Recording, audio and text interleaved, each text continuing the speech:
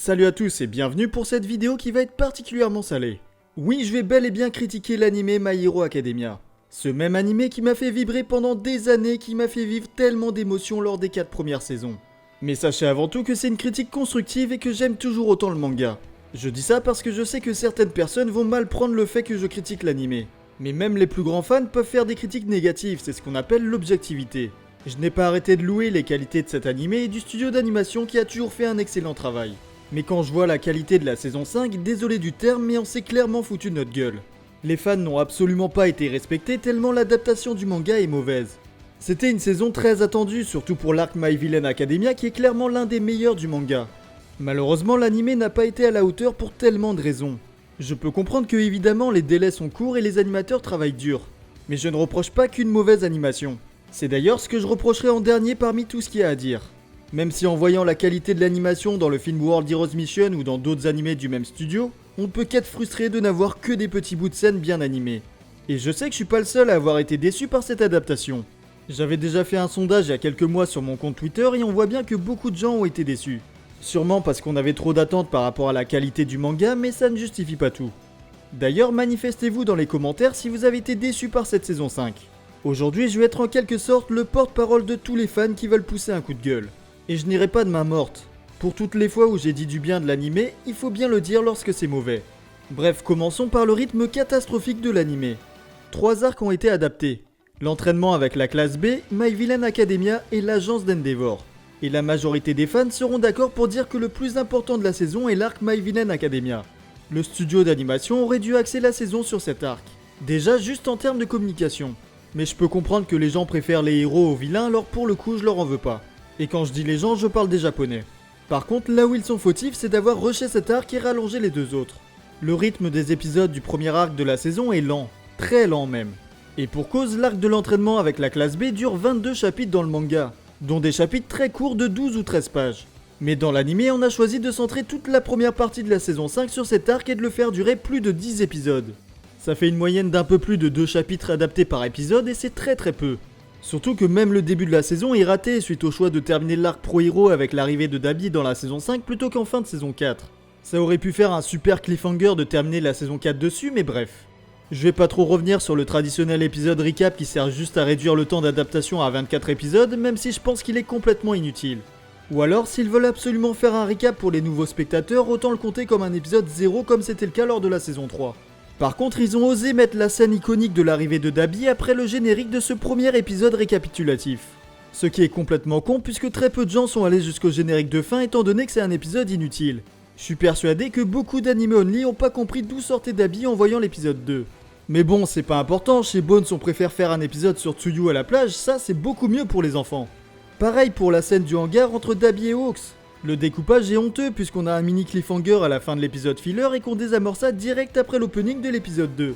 Et le comble c'est qu'ils mettent un épisode récapitulatif pour bien rappeler les alters des élèves comme si on les avait oubliés, mais par contre les gens qui comprennent rien à l'histoire en inversant des scènes, là c'est pas leur problème. Bref, en parlant d'inversion, j'ai une question à poser pour ceux qui ne regardent que l'anime et ne lisent pas le manga. Saviez-vous que normalement l'arc des vilains se passe avant l'arc de l'agence d'Endeavor? Et bien maintenant vous le savez, Bones a inversé comme ça ces deux arcs sans raison. Enfin si, il y a une raison, c'est parce qu'ils ont sorti le 3ème film pendant la saison 5 et que le film se passe pendant l'arc de l'agence d'Endeavor.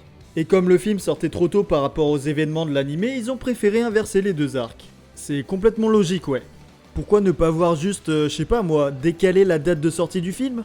Et tout ça sans se dire que ça allait spoil tous les événements qui se passent avant. Parce que du coup, avant même que l'arc My Villain Academia ait commencé, on savait déjà les conséquences de l'arc. On savait que Shigaraki avait vaincu Rodestro et qu'aucun membre de la Ligue des Vilains n'allait mourir. On savait aussi que la Ligue avait fait alliance avec l'armée de libération. Alors que pour le coup, c'est un énorme retournement de situation dans le manga. Bref, on n'avait plus aucun suspense sur l'arc My Villain Academia avant même qu'il n'ait commencé. Et dans une moindre mesure, on savait que Buzz Genius avait disparu avant même de voir la scène avec Hawks. Bravo à tous les gens qui ont pris cette décision, vous êtes officiellement débiles. Ou alors vous pensez qu'à l'argent. Ou les deux.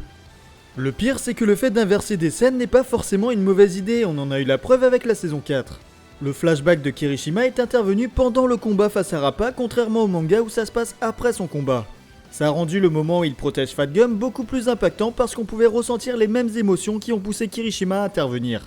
Comme quoi, ça peut avoir du bon d'inverser l'ordre des scènes, mais là, c'était vraiment pas intelligent d'inverser les arcs. Venons-en maintenant à ce qui m'a le plus déçu dans cette saison 5. Encore plus que l'inversement des arcs et encore plus que l'épisode filler sur Tsuyu à la plage. Le studio Bones a décidé de rusher l'arc My Villain Academia en supprimant des scènes. Tout à l'heure, j'ai dit que l'arc de la classe A contre la classe B faisait 10 épisodes pour 22 chapitres. Eh bien, My Villain Academia fait 5 épisodes pour quasiment le même nombre de chapitres. C'est 2 fois moins. Je comprends pas cette décision de raccourcir cet arc qui était censé être le plus important de la saison. Surtout qu'à cause de ce choix, ils ont dû supprimer des scènes importantes pour le développement des personnages. A commencer par Spinner qui aurait dû être beaucoup plus mis en avant dans My Villain Academia puisque c'est le narrateur de l'arc. Mais ils se sont dit que c'était pas un personnage assez important et se sont permis de supprimer le peu de développement qu'il a. Tu m'étonnes qu'après les gens s'en foutent de ce personnage alors qu'il raconte des choses beaucoup plus intéressantes que le simple fait d'être une copie de Stein. Spinner s'est renfermé sur lui-même et a vécu en dehors de la société pour une vraie raison. Il a été victime de discrimination à cause de son alter qui lui donne une apparence de lézard. Le racisme envers certains types d'alters est un sujet qui doit être traité dans My Hero Academia car il fait partie de cette nouvelle société. Et ça a été un peu montré dans le manga avec une secte qui n'est clairement pas sans rappeler la secte raciste la plus connue du monde. Une organisation qui persécute les gens qui ont une apparence différente à cause de leur alter. Bref, cette scène qui n'est pas dans le manga est également là pour montrer à quel point la Ligue est au fond du trou depuis l'arc Overhaul. Ils ont plus d'argent et sont obligés de cambrioler d'autres organisations.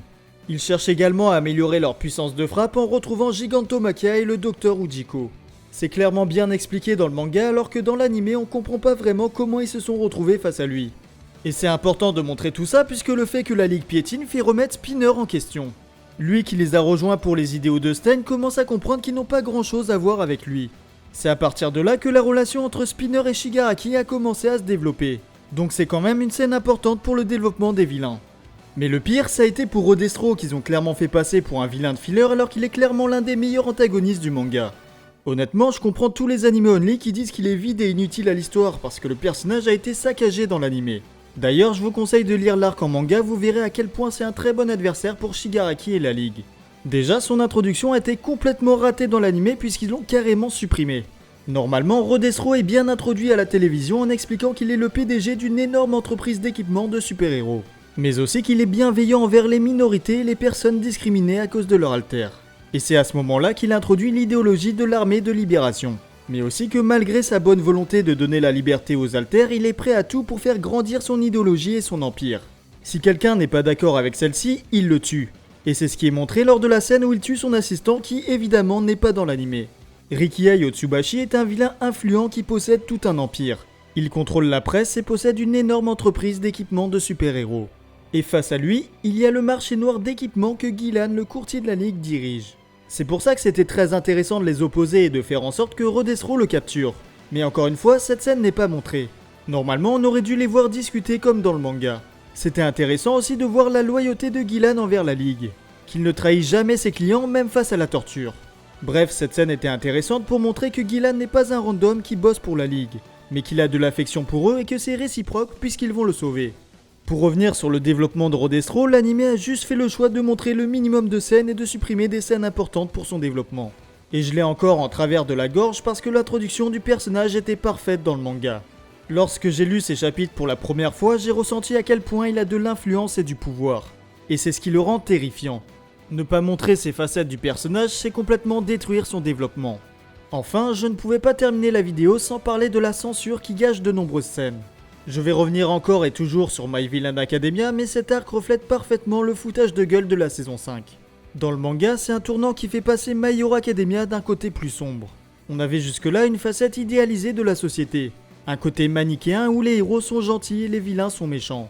Il y avait quelques moments plus matures, mais globalement, il nous était montré une facette joyeuse accentuée par le côté school life.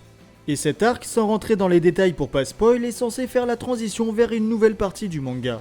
On comprend que tout ce qui nous était montré dans la première partie avait pour vocation d'être détruit. Horikoshi veut nous faire comprendre qu'une société de super-héros n'est pas si belle que ce qu'on pensait. C'est pourquoi il a choisi de rendre le manga plus violent et plus gore. Comme pour nous faire comprendre que non, My Hero Academia n'est pas un manga de super-héros pour enfants où tout est beau dans le meilleur des mondes. Graphiquement, on ressent la maturité de ce qu'il veut raconter, c'est malheureusement quelque chose qu'on n'a pas retrouvé dans l'anime. Déjà à cause de la direction artistique qu'ils n'ont pas renouvelé, mais surtout à cause de la censure. Alors oui, je suis d'accord, c'est compliqué de montrer ce genre de scène à des enfants. Mais s'il n'y avait pas eu autant de promos en rendant le manga enfantin à travers des illustrations et des épisodes filler, on n'en serait pas là. J'ai l'impression que Bones veut garder le côté tout public pour l'anime parce que c'est des super-héros.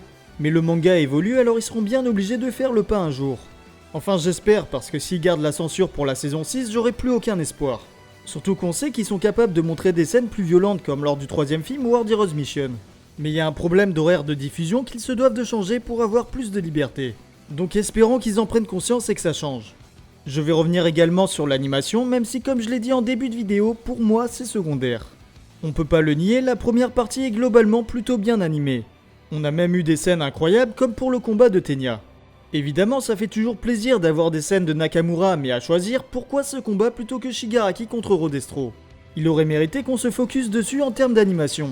Je vais pas vous mentir que je n'ai ressenti aucune émotion en le voyant dans l'animé. Seul le flashback de Shigaraki est réussi. Et encore, ils ont supprimé une scène qui pour moi est hyper importante pour la suite. Un foreshadowing qu'ils auraient pu laisser puisque ça dure que quelques secondes. Bref, toute la saison était fade en termes d'animation, avec quelques fulgurances de temps en temps. Pas exceptionnel ni médiocre. Le juste minimum et c'est vraiment dommage. S'ils bossaient pas sur un film en même temps que l'animé, on aurait pu espérer beaucoup mieux et c'est ça qui est frustrant. La saison aurait mérité beaucoup mieux parce qu'on est à l'aube du meilleur arc du manga qu'on aura dans la saison 6. Et j'espère vraiment que la qualité sera au rendez-vous pour que l'anime propulse le manga sur le devant de la scène. My Hero Academia est une œuvre qui mérite les louanges et ça passe par un animé de qualité. Alors s'il vous plaît, Bones, ne foirez pas la saison 6. La grande majorité des fans est d'accord pour dire que c'est le meilleur arc. Et les animés only méritent de vivre ce qu'on a vécu en lisant le manga. En tout cas, j'espère que la vidéo vous a plu. Si c'est le cas, n'hésitez pas à mettre un petit pouce bleu et vous abonner si c'est pas encore fait. Si vous avez des choses à rajouter, vous pouvez mettre un commentaire ou rejoindre mon serveur Discord pour qu'on puisse débattre entre fans. Le lien est dans la description, tout comme mon Twitter et mon Instagram. Sur ce, je vous dis à la prochaine pour de nouvelles théories. Tchuss!